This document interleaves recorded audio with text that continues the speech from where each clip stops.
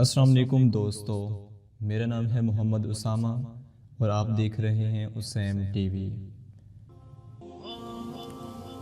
کسی زمانے میں ایک چور تھا۔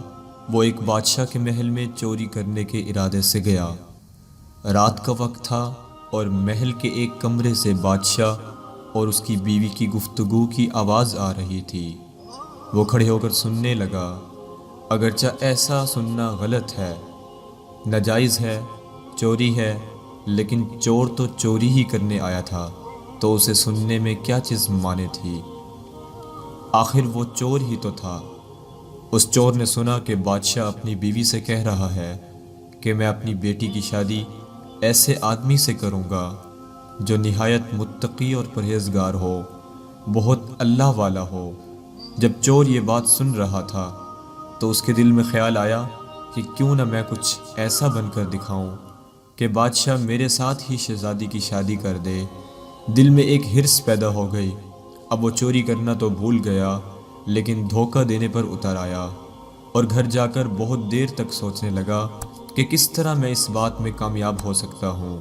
پھر ایک تدبیر اس کی سمجھ میں آئی کہ بادشاہ کے محل کے قریب ایک مسجد ہے، اس میں جا کر بزرگانہ لباس پہن کر اور ان کی وضع قطع اختیار کر کے وہاں دن رات عبادت میں مشغول ہو کر بیٹھ جاؤں تو شاید یہ بات بادشاہ تک ضرور پہنچے گی کہ کوئی آدمی یہاں ایسا متقی اور پرہیزگار ہے جو دن رات اللہ کی عبادت میں مصروف ہے، تو ہو سکتا ہے کہ بادشاہ کی نگاہ میرے اوپر پڑ جائے اور میں شہزادی سے شادی کے لیے چن لیا جاؤں۔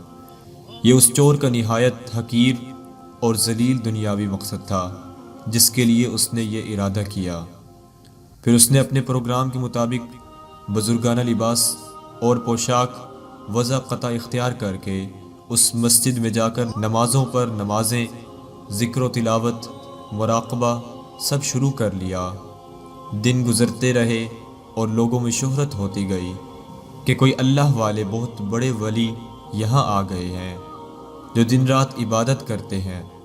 یہاں تک کہ یہ بات بادشاہ تک پہنچ گئی کہ یہاں کوئی اللہ والے آ کر بیٹھے ہیں، جوان، زہد و عبادت میں لاجواب، تقوی و طہارت میں بے نظیر۔ جب بادشاہ کو یہ بات معلوم ہوئی تو انہوں نے اپنے ارادے کے مطابق غور و فکر شروع کر دیا کہ شہزادی کے متعلق جو سوچا تھا اس کے لیے اسی کا انتخاب کیوں نہ کر لیا جائے۔ بادشاہ نے اس سلسلے میں گفتگو کے لیے اپنے وزیر کو بھیجا۔ وزیر اس شخص کے پاس مسجد میں پہنچا اور باادب ہو کر اس سے کہا کہ میں آپ کی خدمت عالیہ میں بادشاہ کی طرف سے ایک پیغام لے کر آیا ہوں۔ اس نے پوچھا کہ کیا پیغام ہے؟ وزیر نے بتایا کہ بادشاہ نے کئی سال پہلے یہ فیصلہ کر لیا تھا کہ وہ اپنی بیٹی کا نکاح ایک ایسے شخص سے کریں گے جو بڑا متقی اور پرہیزگار ہو، اللہ والا ہو۔ وہ اس کی تلاش میں تھے۔ ان کی جو نظر گئی تو نظر انتخاب آپ پر آ کر رک گئی ہے، لہٰذا بادشاہ نے مجھے بھیجا ہے کہ میں اس سلسلے میں آپ سے گفتگو کروں۔ یہ شخص جو دراصل اسی تمنا اور آرزو میں یہاں آ کر بیٹھا تھا، بہت دیر تک وزیر کی گفتگو سنتا رہا۔ اس کے بعد اس کی آنکھوں سے آنسو جاری ہو گئے۔ وزیر نے پوچھا کہ کیا بات ہے؟ تو کہنے لگا کہ آج جو پیغام لے کر آپ آئے ہیں یہ پیغام مجھے منظور نہیں۔ وزیر نے کہا کہ کیوں منظور نہیں؟ اس شخص نے کہا کہ دیکھیے، میں صاف صاف بات آپ کو بتاتا ہوں کہ میں اصل میں ایک چور تھا اور ایک مرتبہ بادشاہ کے محل میں چوری کے ارادے سے گیا تھا۔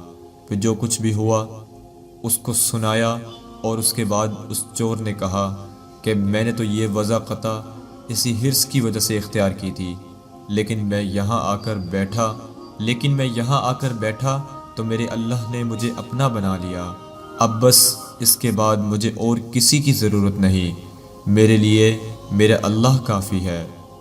بے شک جب عبادت ہو جائے، نماز ہو جائے، ذکر ہو جائے اور ہماری دیگر عبادتیں واقعی عبادتیں ہو جائیں تو بے شک یہ نمازیں اور یہ ساری عبادتیں انسان کو برائیوں سے روکتی ہیں۔